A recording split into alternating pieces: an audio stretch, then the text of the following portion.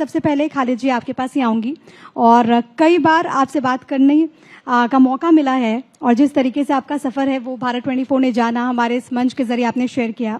एक बार फिर से उन्हीं संघर्षों की बात, क्योंकि मुझे लगता है कि जब हम बात करें गेम्स की तो ऐसे में वो तमाम लोग जिन्होंने स्ट्रगल किया और वो मुकाम हासिल किया वो जानना बहुत ज्यादा जरूरी है। ऑटो चलाने से 500 करोड़ तक का सफर एक सपने की तरह है, कैसा रहा, कितनी चुनौतियां आई, जरूर बताइए। जी शुक्रिया, बहुत बहुत थैंक यू। सवाल आपका बहुत सही है। सफ़र तो सफ़र ही होता है और बड़ी मुश्किलों से गुजर के फिर इंसान एक मकाम तक पहुंच पाता है। मेरे साथ भी कुछ ऐसे ही हुआ और ऑटो चलाने का जो सफ़र शुरू हुआ उसकी दास्तां कुछ ऐसी है कि actually we belongs to Madhya Pradesh. एक छोटी जगह हरदा है भोपाल के पास में, मैं उस जगह को बिलोंग्स करता हूँ और पारिवारिक रूप से माशाल्लाह अच्छी फैमिली में मैंने जन्म लिया और हमारे बाबा ज़मींदार थे और एक वक्त फैमिली में बड़ा ख़राब आया, जो कि मैं समझता हूँ कि सभी जगह ये हालात आते हैं कि कभी कभी बहुत ज़्यादा इकोनॉमिक क्राइसिस से आपको गुजरना होता है। इसी तरह हमारी फैमिली को भी गुजरना हुआ और जब मैं बहुत छोटा था और मैंने पापा से कहा कि पापा अब ये परिस्थिति ऐसी है कि मुझे कुछ काम करना होगा।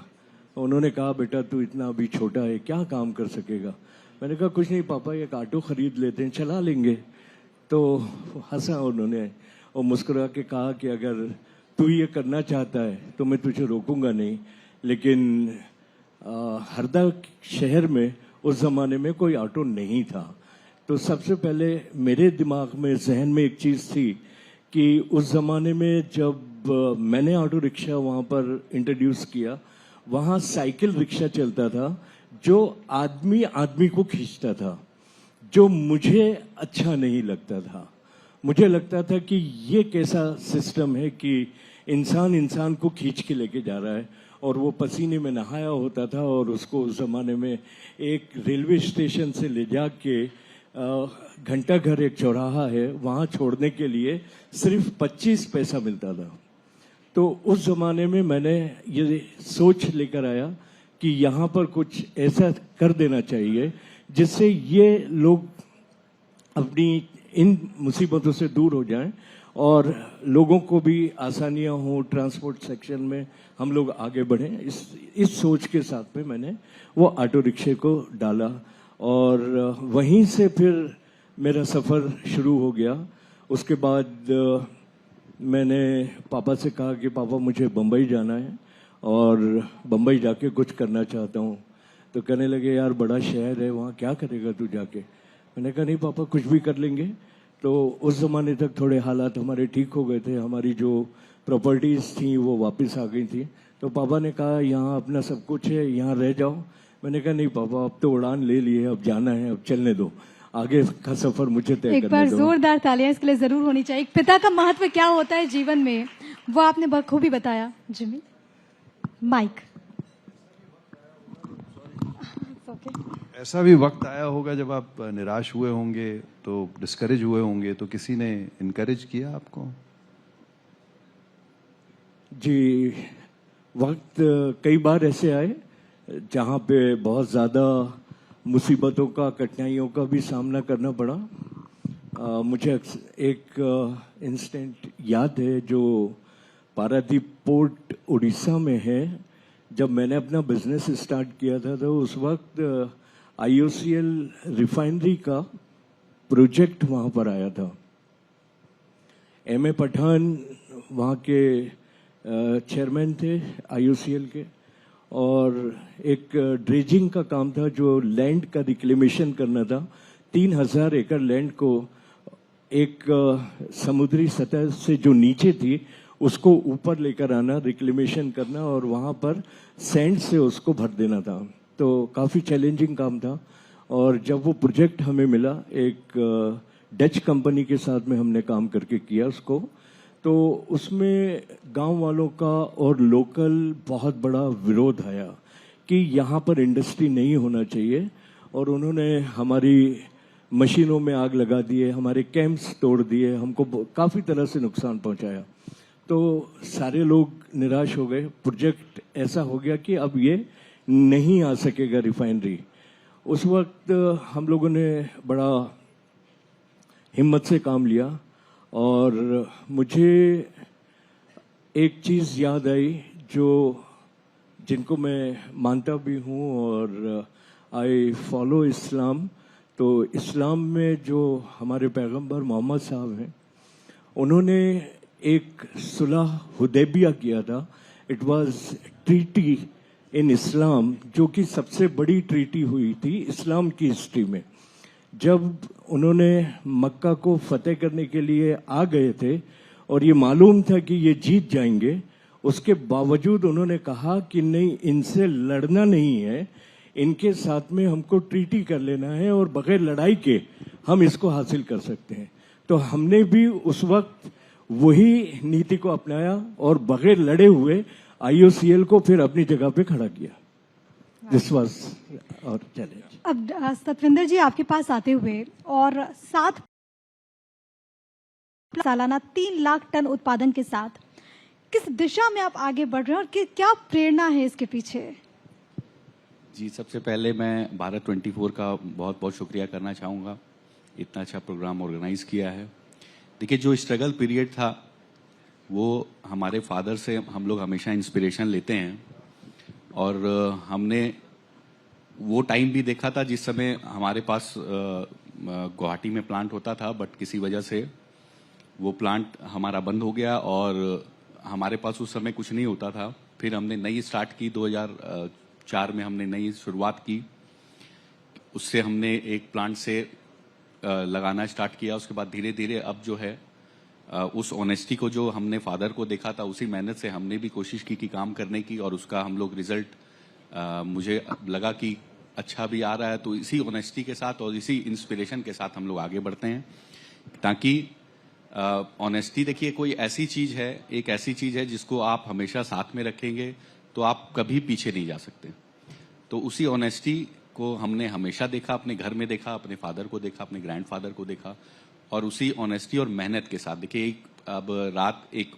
जो भी रिजल्ट आता है वो एक रात में नहीं आता है, उसके लिए टाइम लगता है, पेशेंस की बहुत जरूरत है।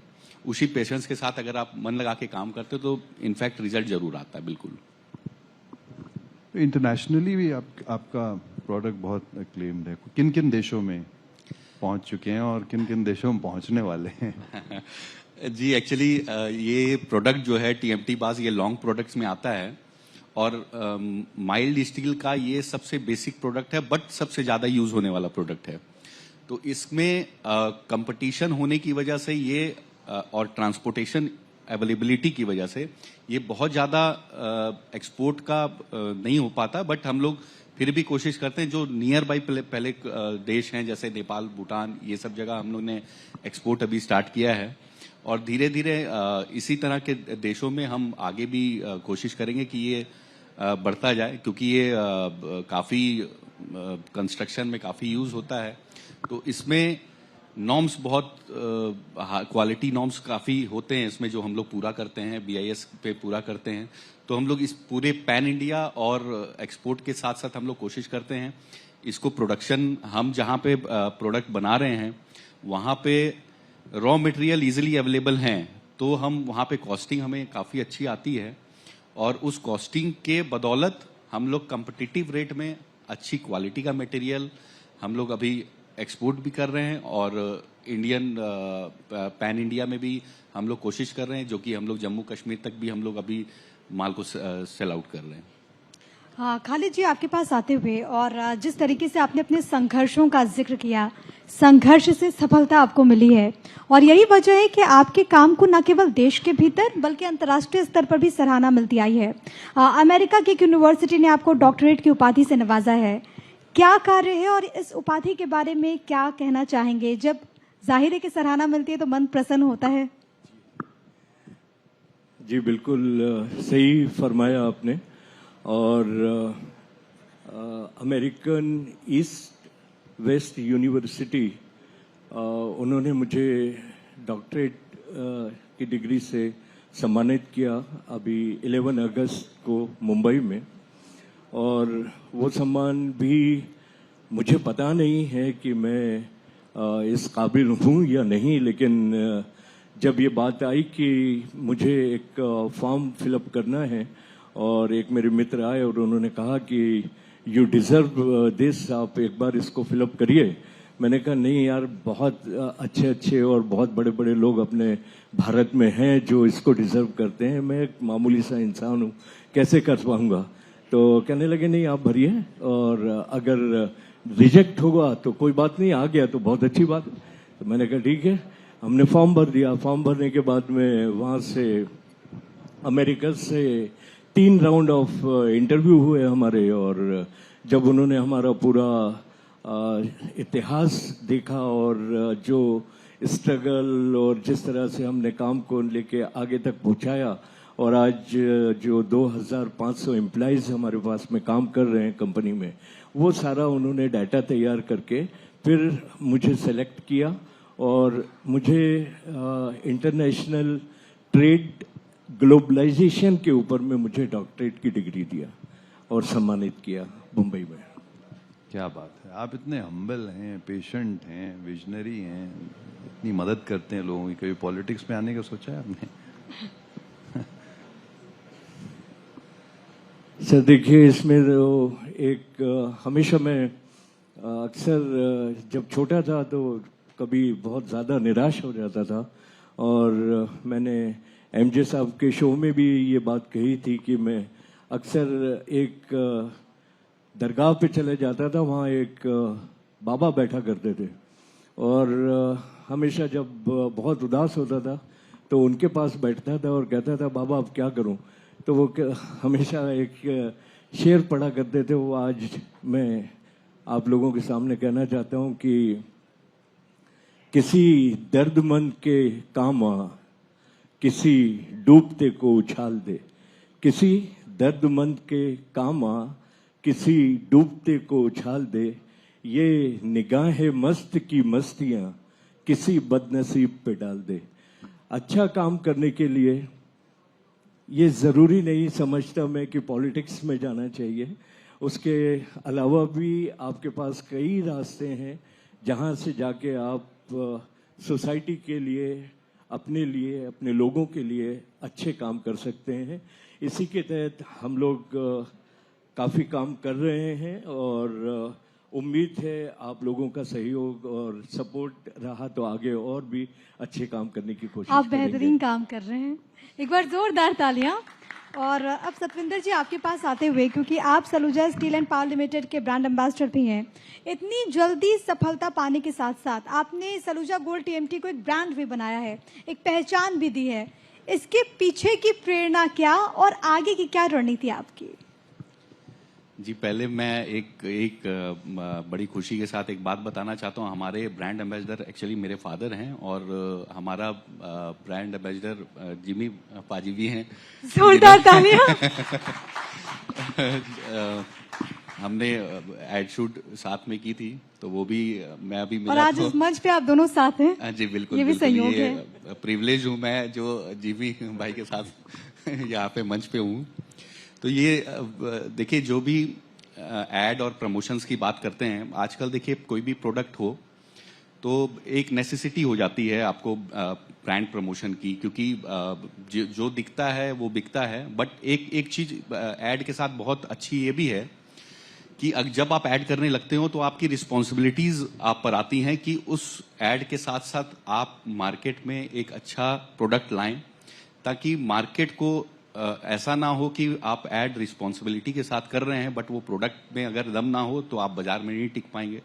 तो उस प्रोडक्ट में भी दम होना चाहिए, और उस सिर्फ ऐड करना एक मोटो नहीं रहता है। उस प्रोडक्ट की प्रमोशन की हम क्वालिटी मटेरियल जहां पे हैं वहां रह करके बना रहे हैं, उसको प्रमोशन करना भी एक जरूरी काम है आजकल की दुनिया में। तो इसको मैं समझता हूं एक नेसेसिटी के साथ, एक स्टेबिलिटी के साथ अगर आप इसके साथ ऐड भी करते हैं और प्रोडक्ट की क्वालिटी को मेंटेन करते हैं तो मुझे लगता है कि रिजल्ट काफी अच्छा आता है। बाजार से। जी अगले 5 सालों में क्या सोचा है आपने अपनी कंपनी के बारे में? जी बिल्कुल। एक्चुअली हम अभी तक जो हम झारखंड में हमारा प्लांट है सरिया, हम गिरिडीह डिस्ट्रिक्ट में बना रहे हैं वहाँ पे, तो वहाँ से अभी तक हम करीब 12 स्टेट्स में अभी सप्लाई करते हैं। जितनी प्रोडक्शन है उतनी हमारी सप्लाई है, और अगले 5 साल में हमारी हम यही देखते हैं कि हमारा जो प्लांट हो वो फुल्ली इंटीग्रेटेड हो और पूरा पैन इंडिया तक हम लोग माल सप्लाई करें, और साथ ही साथ इसको हम लोग एक्सपोर्ट भी करें। और जल्दी से एक नई एड फिल्म शूट। हाँ बिल्कुल। खालिद जी, आपके पास आते हुए और जिस तरीके से आपने अपने संघर्षों का जिक्र किया, बहुत सारे, क्योंकि युवा भी यहाँ पर बैठे हुए हैं, अक्सर होता है ऐसा कि जब जीवन में कुछ कठिनाई आए या फिर कोई ऐसा लम्हा आए जब आप टूट जाते हैं तो आप सोचते हैं कि बस छोड़ दो, कुछ और करते हैं। ऐसी सिचुएशन जाहिर है कि आपके भी साथ आई होगी। कैसे आपने कोप किया और क्या आप संदेश देना चाहेंगे हमारे माध्यम से दर्शकों को?